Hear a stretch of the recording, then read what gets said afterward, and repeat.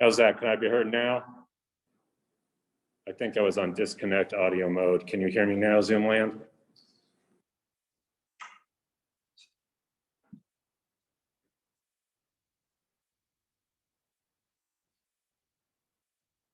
Yes, I've got a yes. Thank you. All right. Thank you all for your patience.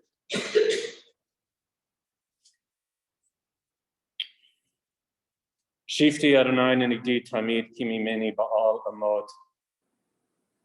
I have set the eternal always before me. God is at my side. I shall not be moved. Therefore does my heart exult and my soul rejoice. My being is secure. For you will not abandon me to death, nor let your faithful ones see destruction. You show me the path of life. Your presence brings fullness of joy.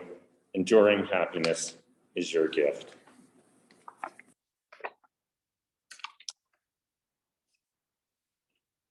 Death has taken our beloved David Andrew Rose. Our friends grieve in their darkened world. In their silence, there is lamentation. In their tears, there is loneliness. Lost in their sorrow, may they find the presence of loving friends. Hear them, O God, and be with them. For David's love that united us in life in which death cannot sever. For his companionship that we shared along life's path, which continues through the tenderness of memory. For the gifts of his heart and mind that brought us joy and happiness and are now a precious remembrance. For all these things and more, we give thanks to our God.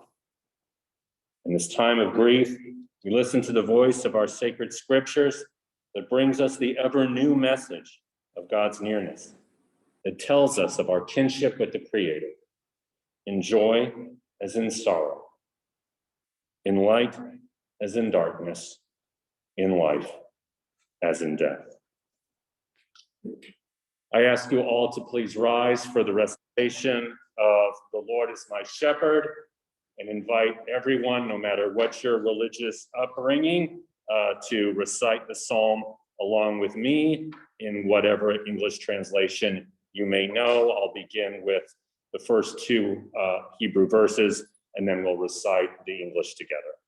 Adonai ro'i lo echzar bino deshe yarbitzeni, al mei mechunot yachileni, nafshi yesovev, yanchileni b'ma'al grei tzedek lama'an shemo. Together, the Lord is my shepherd, I shall not want. He maketh me to lie down in green pastures. He leadeth me beside the still waters. He restoreth my soul. He guideth me in straight paths for his name's sake. Yea, though I walk through the valley of the shadow of death, I will fear no evil, for thou art with me. Thy rod and thy staff, they comfort me. Thou preparest a table before me in the presence of mine enemies. Thou hast anointed my head with oil. My cup runneth over. Surely goodness and mercy shall follow me all the days of my life, and I shall dwell in the house of the Lord forever. Please be seated.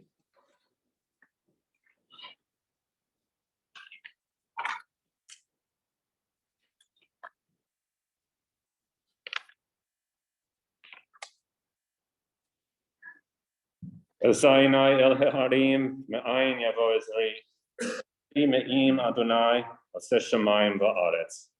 I lift my eyes to the mountains. What is the source of my help? My help comes from Adonai, maker of heaven and earth. God will not let your foot give way.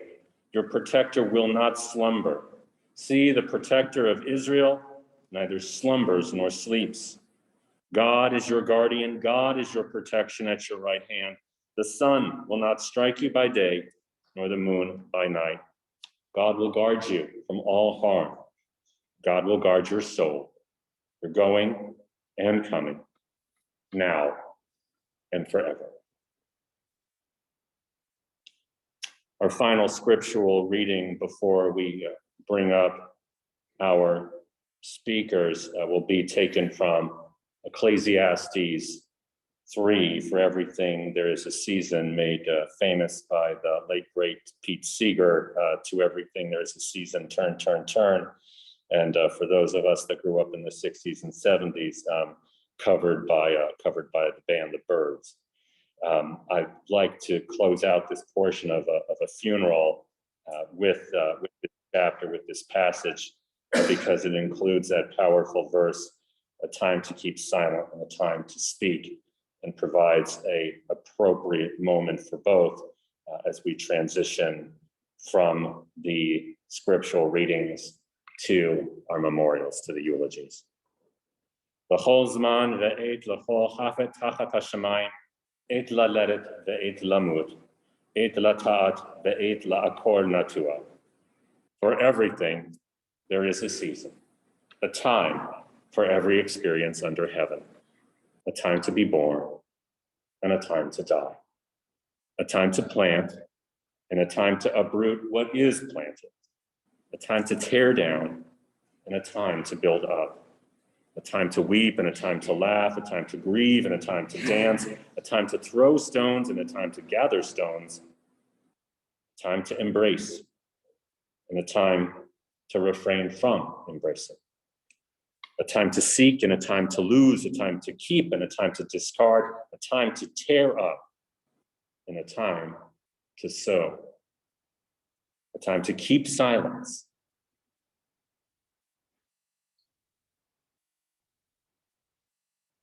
and a time to speak.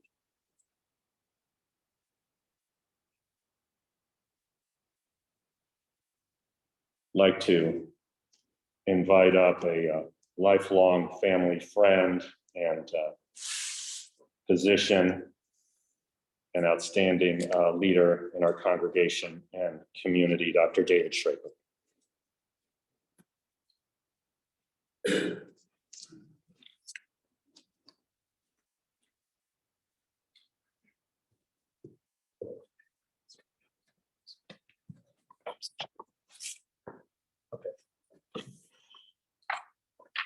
When Marcia called me and gave me the news, when Marcia called me and gave me the news, I was honored to deliver this eulogy for my partner.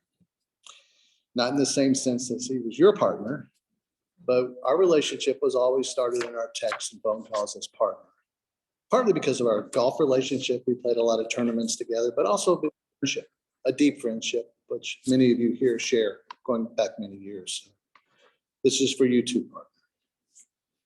David was the youngest of two sons, and he was born to Harriet Abraham and Stanley Rose.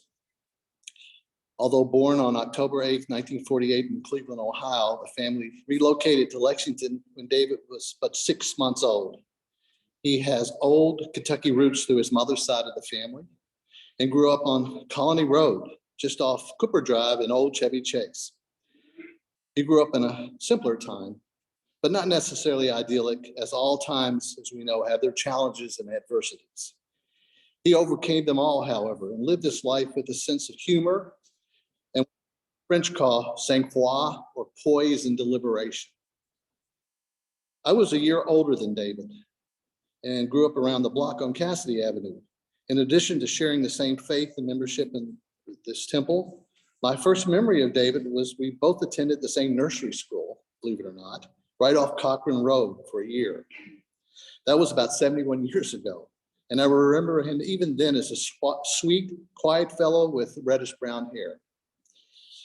David and I have laughed about when he was in the 10th grade at Henry Clay High School, the one over here on Main Street. I actually shuttled him. I just got my license, and two other friends to school every day and home in the morning and afternoon. I was in 11th grade and only one with a license and a Plymouth that year. He was prompt and pleasant every morning when I honked the horn in front of his house on Colony, and always paid his $2 weekly chauffeur fee for every Monday morning. Now, mind you, back then gas was less than 30 cents a gallon.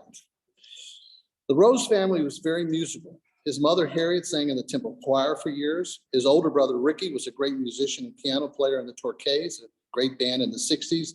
And David played piano very well too. He was very musical. In fact, I actually bought my first electric piano from Ricky, a red electric piano that started my career in another band. David grew up in a family where success was abundant, with his father founding a waste company In Kentucky and Lexington, his mother's obtaining a PhD and Ricky a law degree, and David a degree from. After graduating, David helped his father out and worked in real estate as well. He met the slings and arrows of outrageous fortune and adversities in life, always with courage and fortitude. He never complained or whined, but carried on and never gave in to self-pity, but was courageous and kept a sense of humor and desire to have fun. He was serious too, being supportive of his father, who had a pivotal role in founding Lexington's chapter of B'nai B'rith, or the Anti-Defamation League, as well as David being supportive of Planned Parenthood and Temple and other organizations. He weathered cancer surgery as a young man, loss of his only brother as a young man, and early death of his father from cancer, and loss of his daughter Alicia over 7 years ago to cancer. And his struggles with depression, heart disease, diabetes, kidney failure with over 10 years of dialysis, and the death of his mother last year at 100. He weathered them all. And finally, through sheer grit and willpower, he overcame COVID almost 2 years ago, where he spent over 40 days on a respirator and almost 2 months in the hospital, to return to his activities, including spending the winter with his beloved Marcia and his beloved home at Fort Myers at Colonial. Just prior to his passing, he summoned enough strength and courage for his last visit to his family in Baltimore, his daughter Nicole and son-in-law Steve and their children, Lindsay, Sam, and Brayden. David was quiet and subdued, but those who knew him saw a gentle, generous, kind, deliberate, and courageous person with a sense of humor and a zest for living. If David didn't have anything nice to say about someone, then he didn't say it. His loves included fishing, golf, music, cards, sports, particularly UK sports, and anything Kentucky, but particularly Ale-8-1, which once I had to secretly deliver without Marcia's knowledge to Florida in one of Pat and mine visits to Florida. Not good for his kidneys, apparently. And of course, Marcia found out as he wanted her to know. The only time I got him into trouble was due to my pathological love of firecrackers. Jesse reminded me of giving David some barrel bombs, illegal of course, which he set off not on the 4th of July, but a couple weeks later on an evening in the backyard with Jesse when they lived on Beachmont here in Lexington. Apparently Marcia was in the shower and burst out in a panic wanting to know if the war had begun or what had happened in the neighborhood. This was kept secret. David was deadpan and with a poker face, denied any knowledge of it until apparently about a year later, while cleaning the yard, Marcia discovered evidence. As David told Jesse, oops, I forgot to clean up and we've been busted. That was that. Glad I was part of that. Although David took the wind out of his sails, David rebounded and continued to live and enjoy life. He spent a winter in his beloved Florida home with his love of his life, Marcia.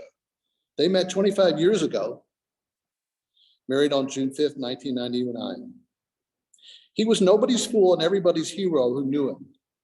It would be well if we emulated his courage and pluck as he lived his life, particularly the last year, as best and as heroically as he could. He leaves behind Marcia and his daughters, Jessica and Nicole, and grandchildren, Lindsay, Sam, and Brayden, and his son-in-law. He also leaves behind friends and memories, many of whom I see here, that will live on, such as a great golf shot at Colonial during a tournament where he came alive in glee and joy. He always was so happy for that. That is the way I want to remember my friend from childhood, happy, filled with joy and glee.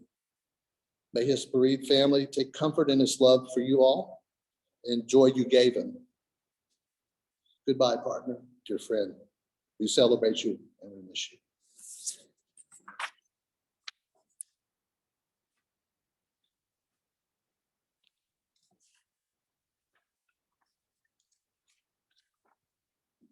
Next, we'd like to hear from Chris Compton, fraternity brother from the Transy days.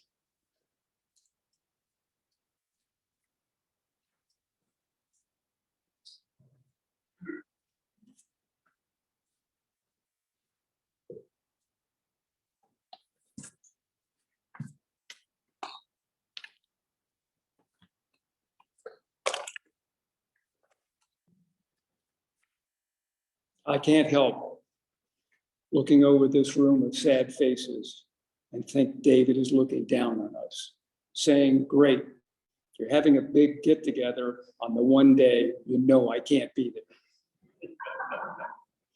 He always found humor wherever he went. I don't know about you,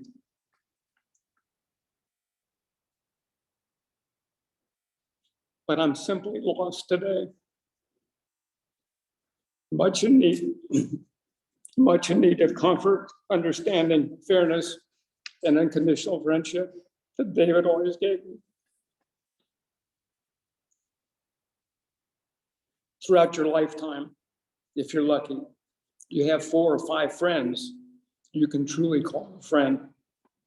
You can share any thought, enjoy their company, separate, come back, and pick up where you left off. They forgive your faults and affirm your best qualities. For me, that was David. He had enormous interest in others, offering kindness, courtesy to anyone who deserved it. In a world where sensitivity and common sense are in short supply, David exhibited the very best of these qualities. He was instinctively kind and humble. He helped preserve our equilibrium and restore our better spirits. He's one of the few people I've ever known who always was himself. And he lived his life not heavily influenced by the opinion of others. Picasso said, the meaning of life is to find your gift, and the purpose of life is to give it away. David's gift was friendship, and he took great joy in giving it away. He created important moments for all of us through his friendship, a friendship undimmed by time and unbound by death. It's been said, there is no pain so great as the memory of joy in the presence of grief. It's where I am today, and perhaps many of you as well. However, when you step back and you see how our friend David lived, when we finish grieving, when this is over, and we can put things in perspective, we will see what an extraordinary life he lived. Courageous, kind, thoughtful, and always of good humor. In laying David to rest today, we pay respect to a man of fine natural dignity and strength. Now he's gone, but not entirely. David left an unmistakable stamp of compassion, dignity, and grace on all of us. I'll close by telling you he called me on Wednesday. We had a long conversation, speaking for almost an hour. We talked about everything. We talked about nothing. Making plans for lunch this summer and looking forward to an October reunion with fraternity brothers. Towards the end of the conversation, he mentioned some medical issues, which he felt were well in hand, but nevertheless asked my opinion. I never sensed any anxiety or great concern. He did not tell me he was having a procedure the next day. Had I known it would be our last conversation, I would have left him with this. When you come to the end of all light that you know and are about to drop off into the darkness of the unknown, faith is knowing one of 2 things will happen. There will be something solid to stand on, or you will be taught to fly. Fly, my dear friend, fly. We'll be back together in the days ahead. Godspeed.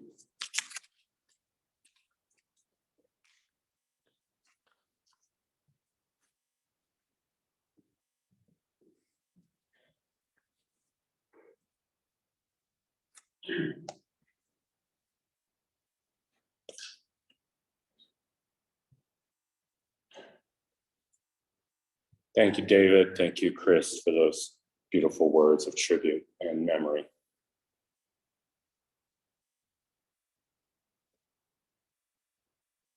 David Rose was a generous soul in a body hell-bent on playing him cheap. He had generosity of heart. He had generosity of mind. He gave generously to his community, both of time and of substance. And he's now not suffering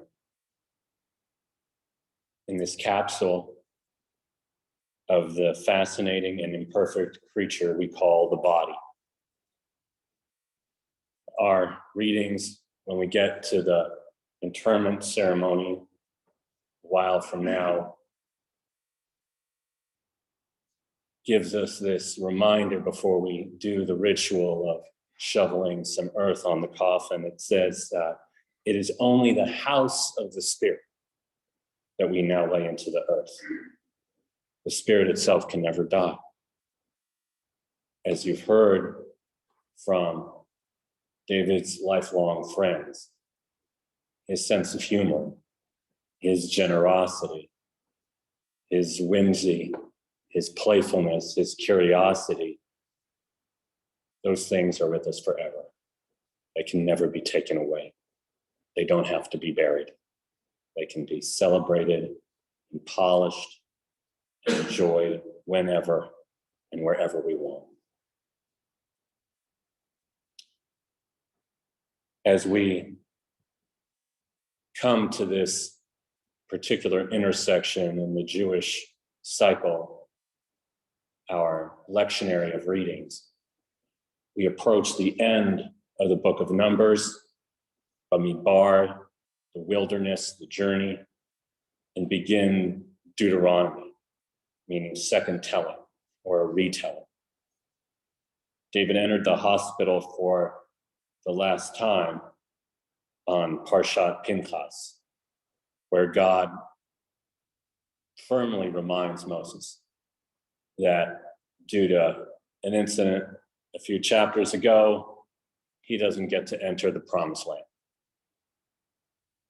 But rather than complaining or whining or asking to reopen the case or demanding an appeal, Moses says, Lord, who will go forth to lead your people so that they will not be like sheep without a shepherd?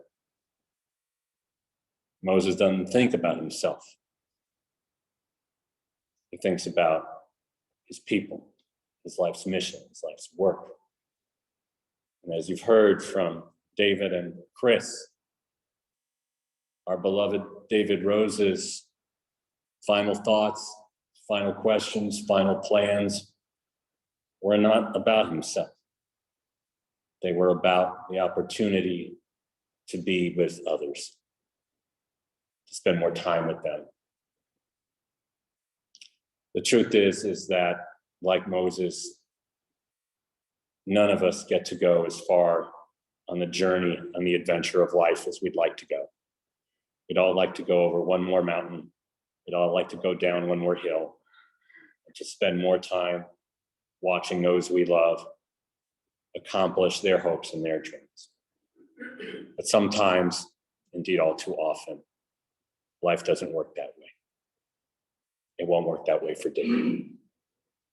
But we can honor the enthusiasm and joy with which he accepted life with all its limits and challenges by being robust, enthusiastic, and joyful, and grateful about the things we can do with those we love. And in that way, we can honor his legacy, his lesson, his example to us. May this be our blessing, and let us say together, Amen. I ask you now to please rise for El Malei Rachamim, the prayer for God's compassion. Our friends from Millwards will serve as pallbearers both here in the sanctuary and at the cemetery.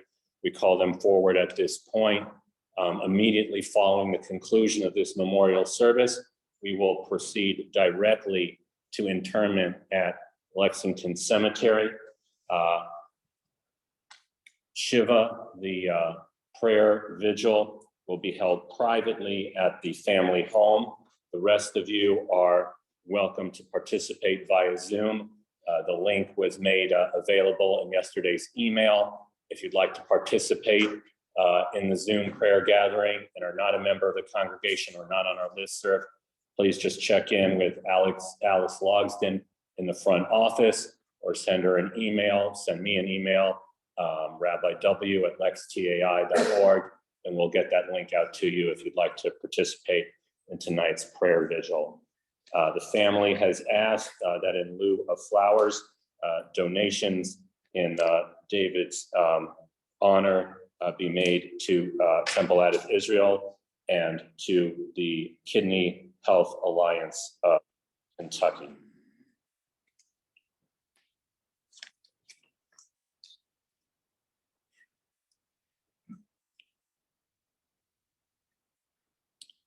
El Malei Rachamim,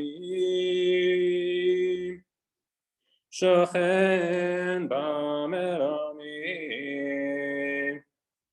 Hametzei Nechona Tachat Kanfei HaShechina,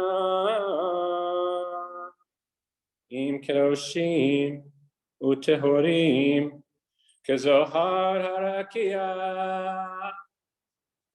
Arakira Masirim et Nishmat David Shalach La'olamo Ba Harachamim Yasatehu Beseter Kinafav Le'olamim V'yitzlor Betzlor HaChaim et Nishmato Adonai Hu Nachlato V'yanuach B'Shalom Al Mishkavo V'nomar Amen.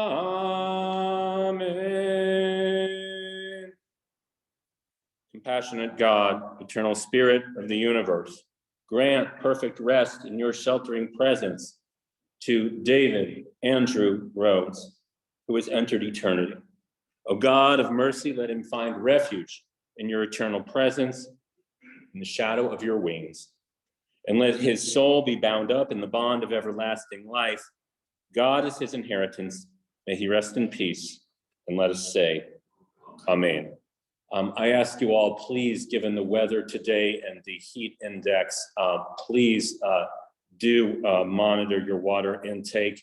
Water will be available at the cemetery if you need a sip of water before continuing on with us to Lexington Cemetery. Please do take care of those personal needs now. We don't want any complications while we're out there, so please pay attention and listen to your body. Also, please be careful of your footing and make sure that you're stepping carefully. The grass and earth is going to be wet given today's temperature, so please do be careful in how you place your feet when we get to the cemetery.